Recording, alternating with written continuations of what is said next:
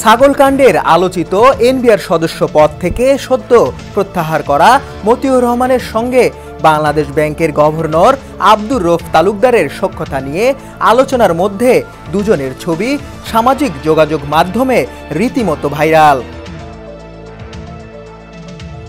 একটি ছবিতে দুজনকে হজের এহরাম বাঁধা অবস্থায় দেখা যাচ্ছে, অপর ছবিতে বাংলাদেশ ব্যাংকে গভর্নরের কার্যালয়ে ফুলের তোড়া দিয়ে শুভেচ্ছা জানাচ্ছেন মতিউর।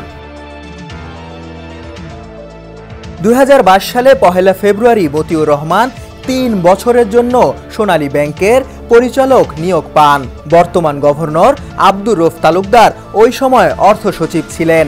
তার জোর সুপারিশে মতিউর সোনালী ব্যাংকের পরিচালক হয়েছিলেন। এমন আলোচনার মধ্যে এই ছবি সামনে এলো। জানা গেছে ছবিটি 2023 সালে হজের সময় সৌদি আরবে তোলা। অপর ছবিটি 2022 সালের আগস্টে আব্দুর রউফ তালুকদার গভর্নর নিয়োগের পর তাকে শুভেচ্ছা জানাতে বাংলাদেশ ব্যাংকে যান মতিউর রহমান। ছবি দুটি ভাইরাল হলেও গত কয়েকদিন ধরে দুজনের সখ্যতা নিয়ে বিভিন্ন মাধ্যমে চলছে আলোচনা।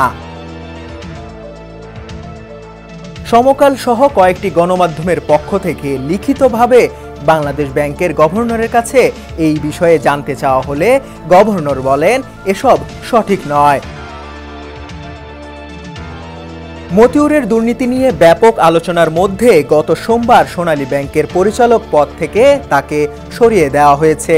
এর আগে গত রোববার কাস্টমস, এক্সাইজ ও ভ্যাট আপিলাত ট্রাইব্যুনালের সভাপতি পদ থেকে তাকে প্রত্যাহার করে অর্থ মন্ত্রণালয়ের অভ্যন্তরীণ সম্পদ বিভাগে যুক্ত করা হয়। দুদকের অনুরোধে মঙ্গলবার মতিউর, তার 2 স্ত্রী ও 5 সন্তানের ব্যাংক ও বিও অ্যাকাউন্ট জব্দ করা হয়েছে। অনিয়ম দুর্নীতির মাধ্যমে বিপুল সম্পদের মালিক হওয়ার অনেক আগে থেকেই এনবিআরে আলোচিত নাম মতিউর রহমান। এর আগে বিভিন্ন সময় দুদকে তার বিরুদ্ধে অভিযোগ এলেও শেষ পর্যন্ত কোনো ব্যবস্থা নেওয়া হয়নি। তবে এবার ঈদুল আজহার আগে এনবিআরের সদস্য মতিউর রহমানের দ্বিতীয় স্ত্রীর পক্ষের ছেলে মুশফিকুর রহমান ইফাত 15 লাখ টাকার ছাগল কিনতে গিয়ে আলোচনায় আসেন। সমকাল ডেস্ক রিপোর্ট।